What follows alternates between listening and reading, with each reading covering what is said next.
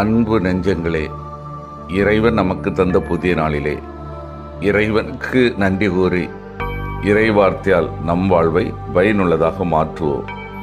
இறைவன் நம் அனைவரை நிறைவாக ஆசீர்வதித்து பாதுகாத்து வழி நடத்துவாராக. இன்றைய நற்செய்தி வாச சிந்தனை இயேசு நிக்கதேமும்.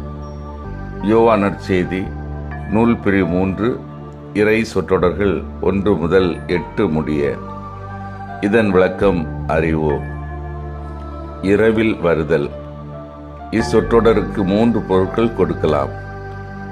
யூத தலைமை இயேசுக்கு முற்றிலும் எதிராக இருந்ததால் அதற்கு அஞ்சி பிறர் பார்வையில் படாமல் இருக்க இரவில் வந்திருக்கலாம். இது முதல் கருத்து. இரண்டாவது, இரவு விவிலியத்தை வாசித்து தியானிக்க ஏற்ற நேரம். மூன்றாவது, யோவான் நற்செய்தியில் இரவு இருள் என்பதை இயேசுக்கு எதிரான சக்திகளை குறிப்பவை. மறுபடியும் என்னும் சொல்லுக்கான மூலப்பொருள் ஆனோதேன் என்பது. இதற்கு 2 பொருள் உண்டு. 1 மறுபடியும், 2 மேலிருந்து. எனவே இவ்வசனத்தை நீர் மேலிருந்து இறைவனிடமிருந்து பிறந்தால் அன்றி என்றும் மொழிபெயர்க்கலாம். 2 பொருள்பட எடுத்து கூறிய பொருள் ஆழத்தை உணர்த்துவது யோவானின் பாணி. இயேசுவின் மறுபிறப்பு பற்றிய கூற்றை நிக்கதேம் தவறாக புரிந்து கொள்வதாக இங்கு குறிப்பிடப்பட்டுள்ளது. யூத ரபியாகிய நிக்கதேமுக்கு மறுபிறப்பு என்னும் கருத்து புதிதல்ல. பிற இனத்தவர்களை ஒரு வகையான திருமுழுக்கு வழியாக யூத மறையில் சேர்த்தபோது அவர்கள் மறுபிறப்பு பெற்றதாகவே கருதப்பட்டார்கள். மறுபடியும் அல்லது மேலிருந்து பிறத்தல் எப்படி நிகழ்கிறது என்பதை யோவான் இங்கு விளக்குகிறார்.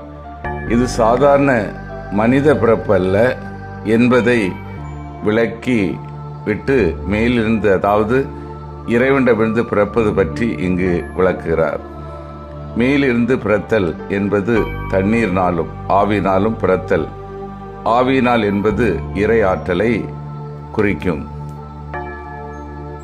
ஊனிலிருந்து பிறப்பதே ஊனே, ஆவியிலிருந்து பிறப்பது ஆவியே என்பதுதான் வார்த்தைக்கு வார்த்தை மொழிபெயர்ப்பு. எனினும் இச்சொற்களின் பொருள் அடிப்படையில் பொது விவிலியம் மனிதரால் பிறப்பவ மனித இயல்பை உடையவர், தூய் ஆவியால் பிறப்பவ தூயாவின் இயல்பை உடையவர்.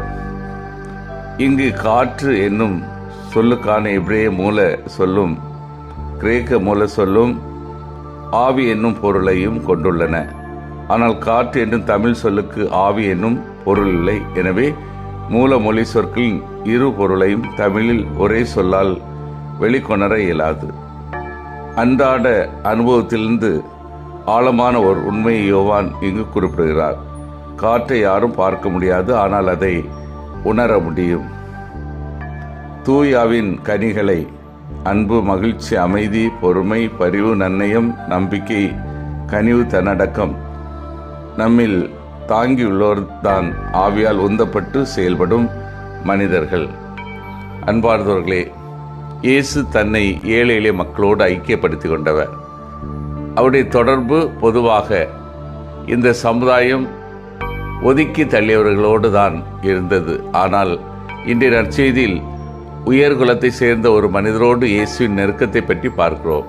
அவர்தான் நிக்கதேம். நிக்கதேம் உயர்குலத்தை சார்ந்த ஒரு பெரிய பணக்காரர். ஏனெனில் யோவான் 19:30 பார்க்கிறோம். அவர் வெள்ளை போலமும் சந்தனத்தூளும் கலந்த ஏறக்குறைய 30 கிலோகிராம் கொண்டு வந்தார். இதிலிருந்தே நிக்கதேமின் செல்வச் செழிப்பு வெளிப்படுகிறது. மேலும் நிக்கதேம் ஒரு பரிசிய பாலஸ்தீன நாட்டில் பல வழிகளில் மிக சிறந்த குடிமக்கள் என்றால் இந்த பரிசேயர்கள்தான். மறைநூல் வாக்கை அடிபிரளாமல் கடைபிடிப்பதற்காக தங்கள் வாழ்வை அர்ப்பணித்திருந்தனர். நிக்கதேம் இயேசுவை சந்திக்க இரவு நேரத்தில் வருகிறார். இதற்கு 2 காரணங்களை சொல்லலாம். ஒன்று, இயேசுவை எச்சரிக்கை செய்வதற்காக. ஏற்கனவே சதுசேய பரிசேயர்கள் கோபத்திற்கு இயேசு ஆளாகி இருந்தார். அவரை ஒழிக்க பல்வேறு சதி திட்டங்கள் தீட்டப்பட்டிருந்தன. இயேசுவின் உயிருக்கு எந்நேரமும் ஆபத்து நேரலாம் என்ற நிலை இருந்தது. எனவே இந்த சதி திட்டங்களை பற்றி எச்சரிக்கை செய்வதற்காக அவர் இயேசுவை சந்திக்க வந்திருக்கலாம். பயந்து கோழையாக இரவில் இந்த மனிதர் வருகிறாரோ என்று நாம் நிக்கதோமே தவறாக நினைக்கக்கூடாது.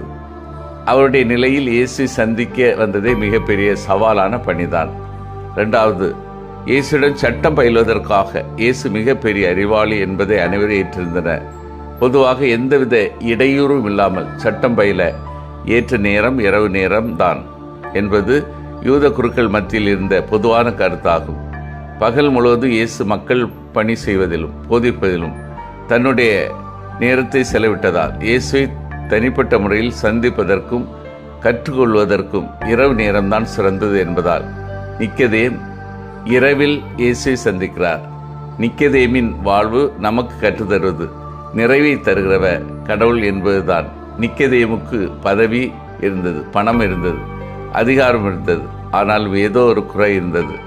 அந்த குறையை நீக்கி முழுமை பெறுவதற்காக, நிறைவை அடைவதற்காக கடவுளின் மகனாகிய இயேசுவை சந்திக்கிறார், நிறைவை பெற்றுக்கொள்கிறார்.